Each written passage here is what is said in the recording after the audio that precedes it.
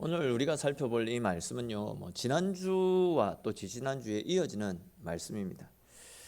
우리가 살펴본 것처럼 예수님께서 성전에서 장사하는 사람들을 책망하시고 또 그들을 내쫓으셨습니다.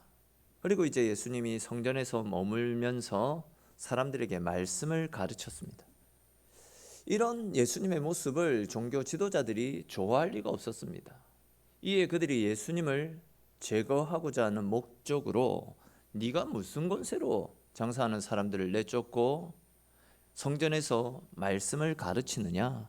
도대체 누가 너에게 이런 권세를 줬기에 네가 이렇게 오만한 짓을 행하느냐라면서 예수님을 공격해 들어왔습니다.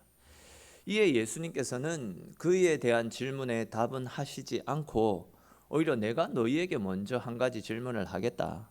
너희가 내 물음에 답하면 내가 무슨 권위로 또 누구에게 이 권세를 받아서 이런 일을 하는지 너희에게 가르쳐 주겠다라고 말씀하시면서 요한의 세례가 하늘로부터 온 것이냐 사람으로부터 온 것이냐라고 질문을 하셨습니다. 근데 이제 그 질문을 들었던 종교 지도자들이 아무런 대답을 하지 못했죠. 왜 아무런 답을 하지 못했습니까? 요한의 세례가 하늘로부터 온 것이라고 이야기하면 사람들이 당신들은 요한의 세례가 하늘로부터 온 것이다 라고 이야기하면서 왜 요한으로부터 세례를 받지 않았느냐, 왜 요한을 배척하고 요한을 믿지 않았느냐라고 자기들을 책망할 것 같았고, 또 이제 많은 사람들이 요한을 참 선지자로 여기고 있는 상황에서 만약 자기들이 요한의 세례가 사람으로부터 비롯된 것이다 라고 말한다면 요한을 참 선지자로 여기는 많은 사람들로부터 자기네들이 공격을 받고 자기네들의 목숨까지도 위협을 받을 수 있는 상황이기 때문에 이러지도 저러지도 못한 채 그냥 우리는 요한의 세례가 어디에서 비롯된 것인지 알지 못하겠다라고 대답을 회피하지 않습니까? 근데 이제 이런 종교 지도자들을 향해서 예수님께서는 오늘 본문에 기록되어져 있는 포도원 농부의 비유를 말씀하시면서 당시 그 종교 지도자들이 얼마나 악하고 못된 인간들이었는지를 아주 세세하게 말씀을 하고 계십니다. 예수님께서 말씀하신 이 비유의 전체 내용을 먼저 간단하게 말씀드리면, 한 사람이 큰 포도원을 만들었습니다. 그리고 그 포도원을 보호하기 위해서 울타리를 둘렀습니다. 또한 포도주를 만드는 틀을 만들고 외부의 침입에 대비하기 위해서 큰 망대도 세워 놓았습니다. 그런 다음에 이제 그 주인이 멀리 타국으로 떠나면서 그 포도원을 몇몇의 농부들에게 맡기고 대신 그 농부들로부터 세를 받기로 했었더랬습니다. 그렇게 이제 타국으로 떠나갔던 포도원 주인이 추수할 때가 되자 그 포도원의 소출 중 얼마를 받기 위해서 자신의 종을 포도원 농부들에게 보냈습니다. 근데 이제 여기 2절에 나타나고 있는 소출, 이 소출이라는 단어에 주목할 필요가 있는데, 이 단어를 원어상으로 살펴보면 카르포스라고 해서 소출이라는 뜻도 있지만, 당시 이제 유대 사회에서는 이 소출이라는 의미와 함께 주권을 인정한다라는 뜻, 주권을 인정한다라는 뜻으로 이 단어가 더 많이 사용이 되어졌더랬습니다. 그러니까 이제 지금 이 주인이 포도원 농부들에게 종을 보내어서 소출을 받아오라라고 명했던 것은 이 포도원에서 포도원의 농부들이 농사를 지어서 먹고 살고 있지만 이 포도원의 주인은 농부들이 아니라 따로 있다라는 것을 인정받고 오라라는 그런 메시지였습니다. 다시 말해서 주인이 농부들에게 모든 것을 맡겼지만 통치권은, 실제 소유자는 농부들이 아니라 주인에게 있다라는 것을 강조하기 위해서 소출의 얼마를 받아오라라고 이야기했던 겁니다. 이 말씀은 결국 우리에게도 동일하게 적용되어지는 말씀입니다. 하나님은 우리에게 직장을 주셨고 가정을 주셨고 또 학교를 주셨습니다. 우리는 하나님이 우리에게 허락하신 곳에서 얼마든지 먹고 마시면서 얼마든지 자유롭게 생활할 수 있습니다. 근데 우리가 반드시 기억해야 되는 것은요, 내가 누리고 있는 모든 것들은 내 것이 아니라 하나님이 우리에게 맡겨주셨다라는 사실입니다. 하나님은 당신이 맡겨주신 것들을 우리 뜻대로 하고 싶은 대로 얼마든지 행하면서 살아가라라고 우리에게 자유를 주셨습니다. 그런데 이제 단 한 가지, 하나님이 우리에게 요구하시는 것이 있습니다. 하나님이 우리에게 요구하시는 것은 바로 하나님이 우리 삶의 주인이시다. 내 삶에서 내가 누리고 있는 것들 얼마든지 자유롭게 사용할 수 있지만 내 모든 것들의 주인은 하나님이시다. 하나님은 이것을 우리에게 요구하고 계십니다. 우리는 이러한 주님의 마음을 잘 헤아려서 우리 인생의 주인이 우리 주님이심을 인정하고 주님 뜻 안에서 자유할 수 있어야 됩니다. 이러한 주님의 뜻을 잘 헤아려서 주님보다 앞서지 않고 주님이 원하시는 뜻 안에서 주의 말씀을 따라 순종하며 살아가시는 저와 여러분들이 되시기를 축원합니다. 근데 이제 오늘 말씀을 잘 보시면 당신의 주인됨을 인정받기 위해서 포도원의 주인이 자기 종들을 포도원 농부들에게 보내었는데 그 농부들이 어떻게 합니까? 그들이 주인의 종을 두들겨 팹니다. 그리고 새 한 푼 주지 않고 그들을 그냥 돌려보냈습니다.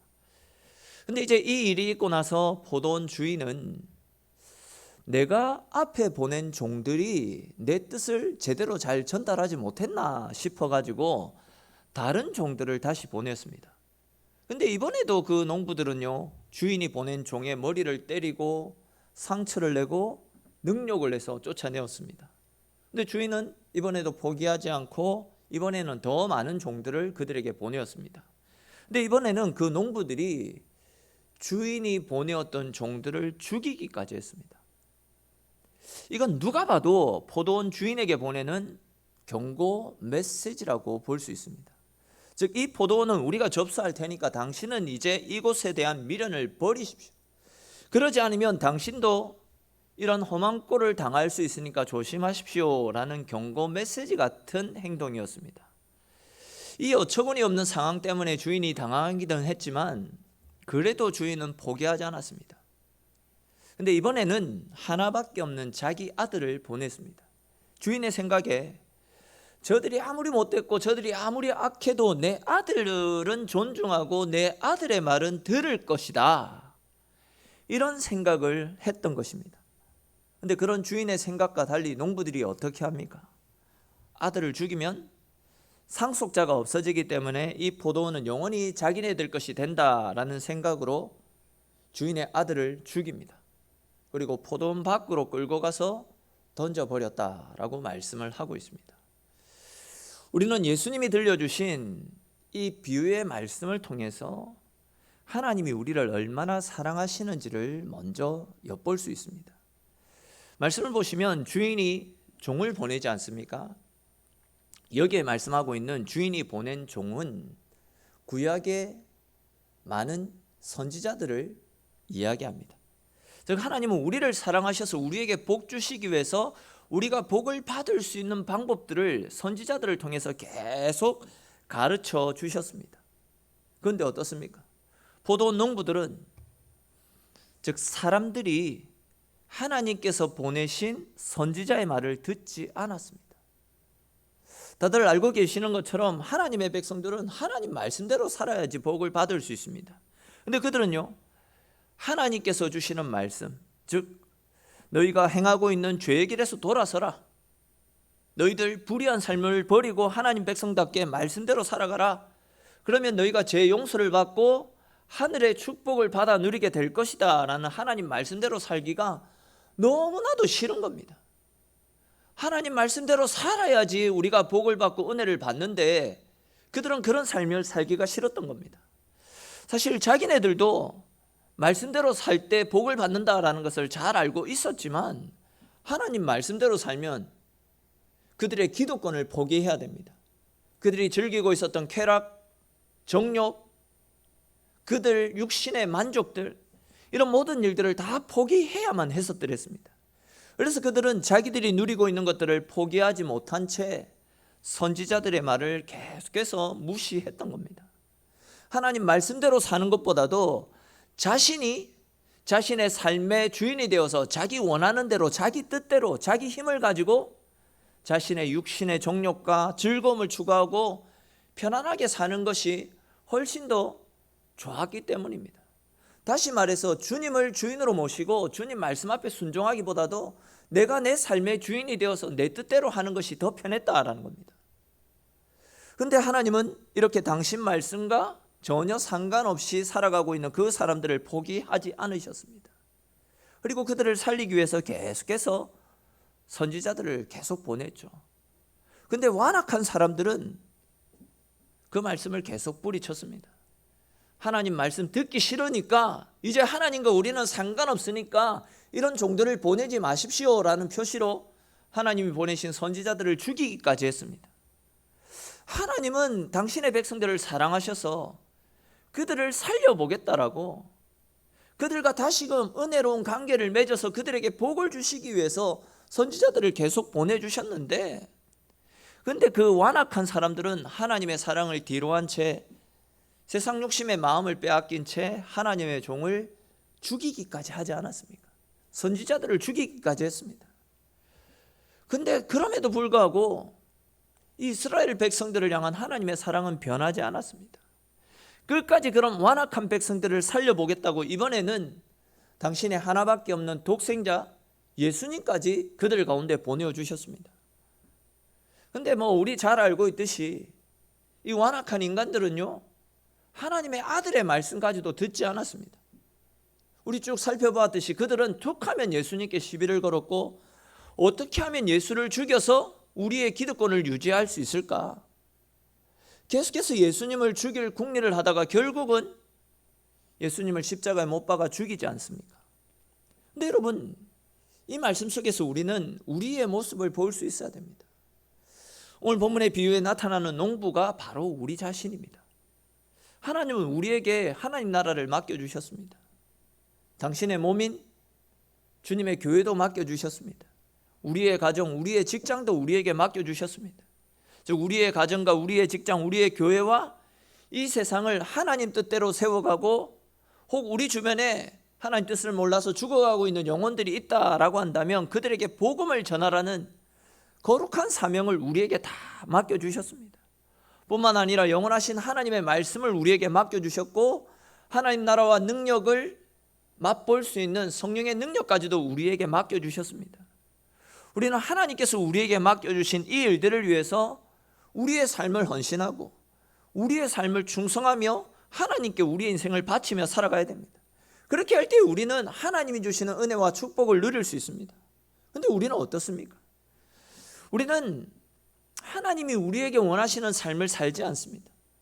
수시로 말씀을 뿌리치고 수시로 세상을 향해서 달려갑니다. 우리의 욕심을 따라 하나님 배반하고 우리의 욕심을 쫓아서 세상을 향해서 달려갑니다.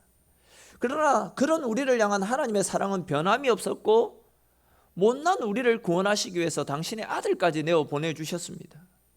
우리를 위해서 예수님께서 찾아오셨습니다. 그런데 과연 우리는 우리에게 오신 예수님을 어떻게 맞이하고 있습니까? 혹 자기들의 죄를 지적하고 기득권을 빼앗기게 될까 봐 예수님을 배척했던 종교 지도자들처럼 우리도 예수님께서 우리의 삶에 개입하셔서 너희의 이익보다는 말씀대로 살아가라, 술과 유흥, 게임과 오락보다는 말씀을 가까이 하고 경건의 삶을 살아가라, 이 땅의 것에 매이지 말고 하나님 나라를 소망하며 영원한 것들을 바라보며 살아가라, 즉 말씀대로 살지 못하고 있는 우리의 죄를 지적하시고 바른 길을 살아가라 라고 말씀하신다면, 우리도 예수님의 그 잔소리가 듣기 싫다라고 해서 우리의 삶 가운데서 예수님을 모른 척, 예수님을 부인하며 예수님을 배척하며 살아가고 있지는 않습니까? 여러분, 내 소유가 더 좋고 내 지위가 더 좋고 내 행복이 더 좋다라고 한다면 예수님이 시시해 보일 수밖에 없습니다.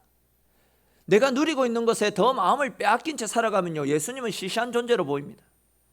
많은 사람들이 예수님보다도 내가 더 좋아하고 내가 더 갖고 싶어하고 내가 누리고 싶어하는 것을 더 선호하면서 살아가고 있지 않습니까?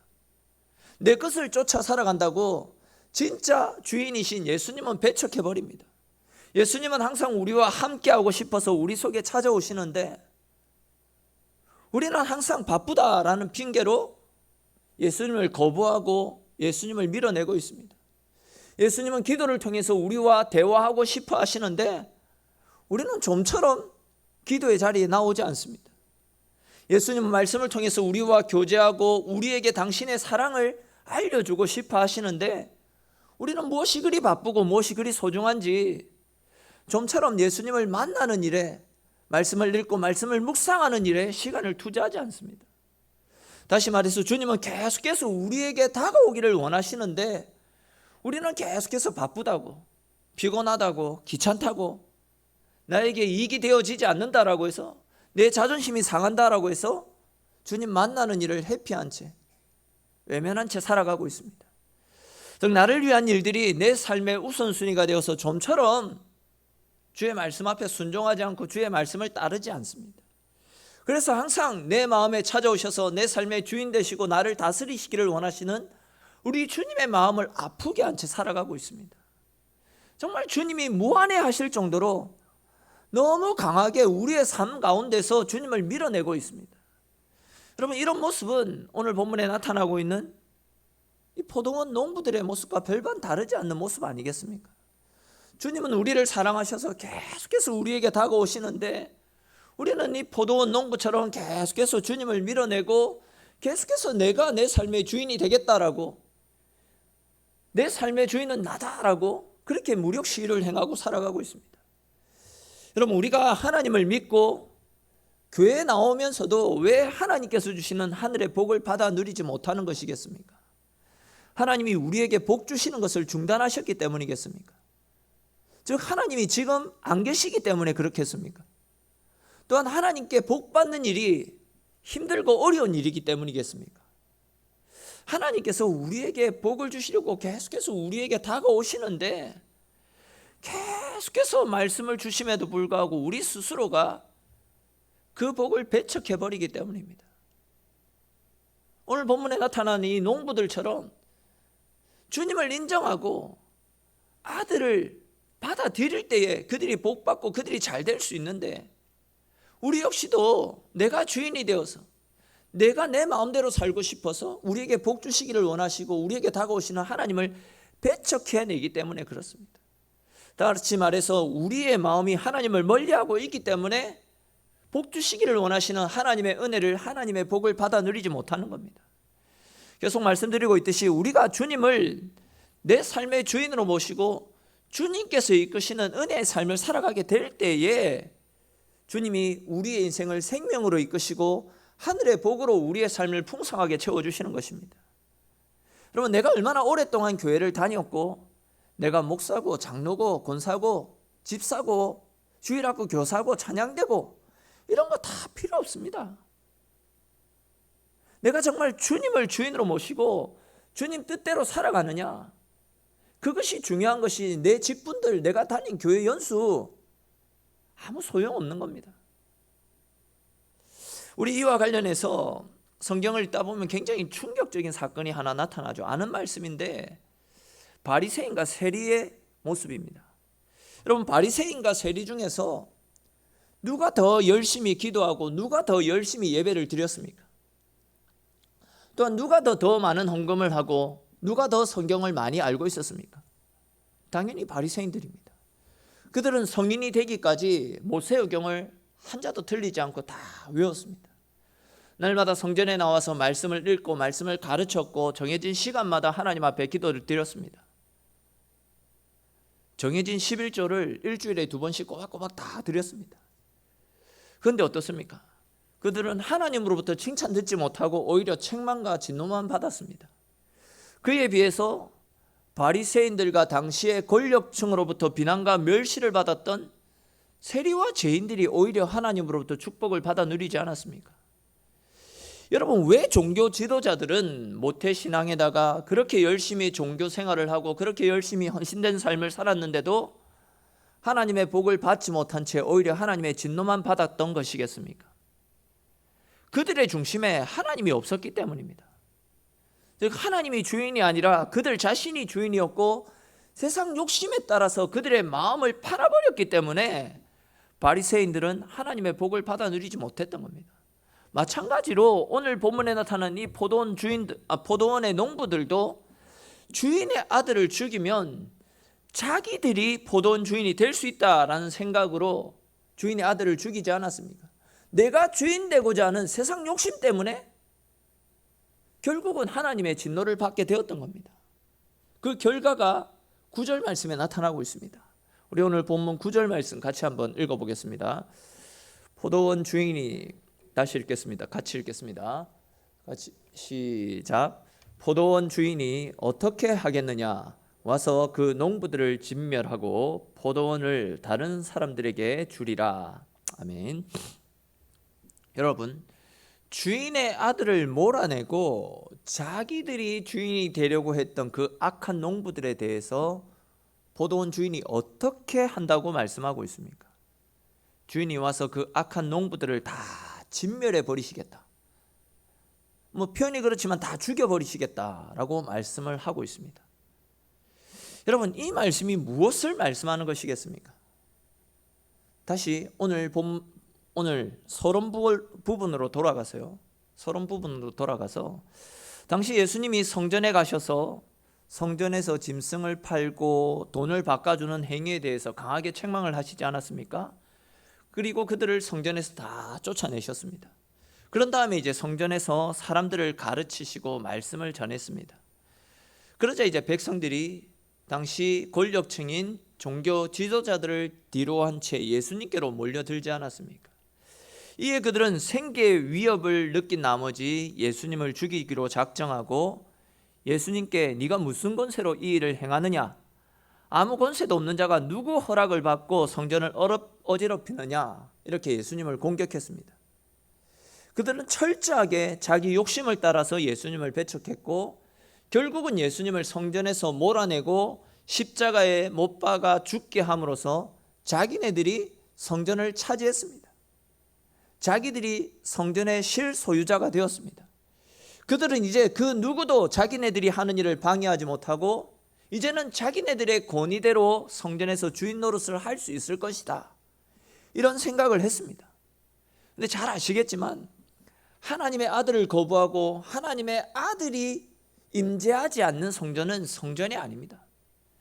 그들은 자기네들이 예수님을 제거해 버렸기 때문에 자기네들이 이겼다라고 생각했을지 모르겠지만 아들을 거부하고 아들을 죽여버린 그들에 대해서 하나님은 철저하게 심판하시겠다, 분명히 말씀하셨습니다.